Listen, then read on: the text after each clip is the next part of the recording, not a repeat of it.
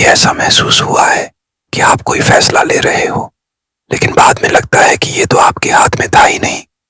हालात ऐसे बनाए गए कि आपको वही करना पड़ा जो सामने वाला चाहता था। यही मैनिपुलेशन है। मैनिपुलेशन का खेल बहुत चालाक होता है। सामने वाला आपके दिमाग और फीलिंग्स से ऐसे खेलता है कि आपको लगे सब आपकी चॉइस है, पर सच ये है कि इनविजिबल तरीके से आपको कंट्रोल किया जा रहा होता है। सोचो, कितनी बार किसी ने कहा होगा, मैंने तेरे लिए इतना किया और तू मेरे लिए इतना छोटा सा काम भी नहीं कर सकता। सुनते ही अंदर गिल्ट आ जाता है और हम वो काम कर देते हैं। ये हमारी चॉइस नहीं थी, ये गिल्ट ट्रैप था। कभी कभी तो इंसान आपकी रियलिटी तक बदल देता है।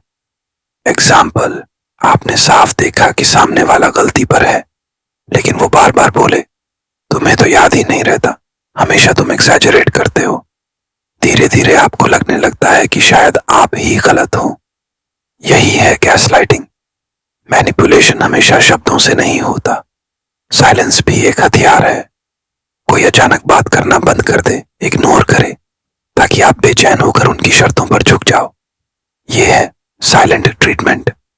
और फिर आता है लव बॉम्बिंग। शुरुआत में ढेर सारा प्यार, केयर, गिफ्ट्स, लेकिन जब आप पूरी तरह जुड़ जाओ तो वही प्यार कंट्रोल का टूल बन जाता है।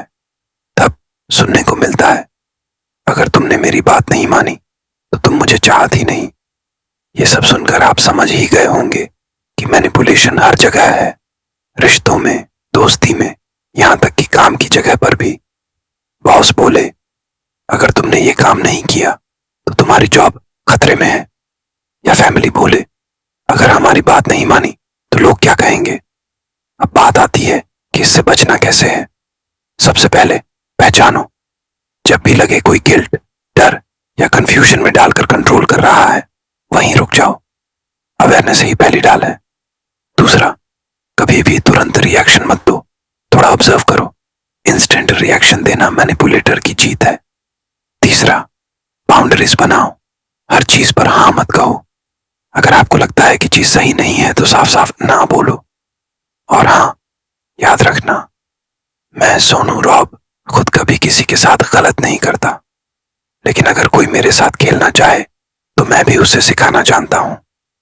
मैनिपुलेशन सिर्फ बचाव के लिए इस्तेमाल करो, दूसरों को गिराने के लिए नहीं।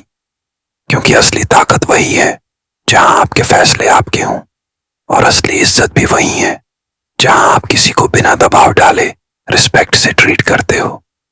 तो दोस्तों, याद रखो, जिंदगी में रिमोट कंट्रोल हमेशा अपने पास रखो। किसी और को मत